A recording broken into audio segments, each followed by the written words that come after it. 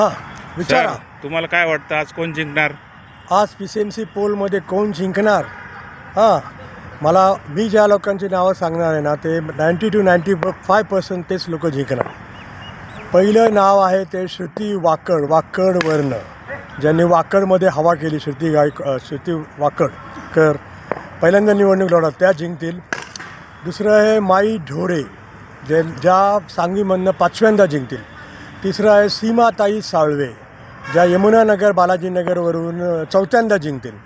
नंतर शीतल काटे पिंपळे सौदागरवरून, अनुराधा गोरखे मासुळकर कॉलनी मला वाटतं मोरवाडी शाहूनगरवरून, भीमाताई फुगे आणि अनुराधा गोफणे यांच्यामध्ये सांगणं अवघड आहे.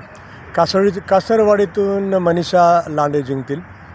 याच्याविरुद्ध मी तुम्हाला पुरुषांचं सांगतो, पुरुषांमध्ये कोण जिंकतील. योगेश भैल जिंकतील, ते 100% जिंकतील 7व्यांदा. नंतर नाना काटे 100% जिंकतील. शत्रुघ्न काटे जिंकतील पिंपळे सौदागरवरून, नाना काटे पण पिंपळे सौदागरवरून जिंकतील. राजू मिसाळ प्राधिकरणवरून जिंकतील. डब्बू आसवानी पिंपरीवरून जिंकतील.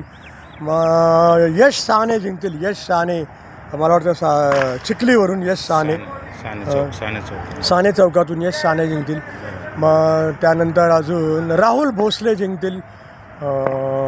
राहुल भोसले हे नेहरूनगरवरून जिंकतील. मग त्यानंतर नाना काटे झालं, नवनाथ जगताप जिंकतील पिंपळे गुरवरून. मग सांगवीवरून प्रशांत शितोळे आणि आकाश शितोळे यांच्यामध्ये टफ आहे. अतुल शितोळेमध्ये ते प्रशांत शितोळे जिंकतील तिथं. मग मोहननगर काळभोरनगरवरून प्रसाद शेट्टी आणि प्रमोद कुटेमध्ये टफ आहे. प्रसाद शेट्टी सरप्राईज विन असू शकतं, तिथं अवघड आहे. प्राधिकरणानं सांगितलं ना, राजू मिसाळे 100% जिंकतील असं तिथून वाटतं.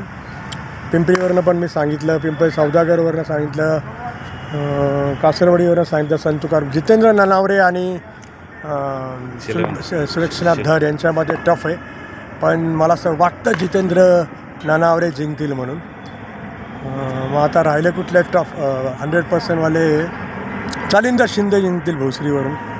जालिंदर शिंदेची जिंकण्याची शक्यता जास्ती आहे भोसरीवरून. यश साने तर मी सांगितलं. नंतर कुशाग्र कदम ते जिंकतील. कुशाग्र कदम संभाजीनगरवरून.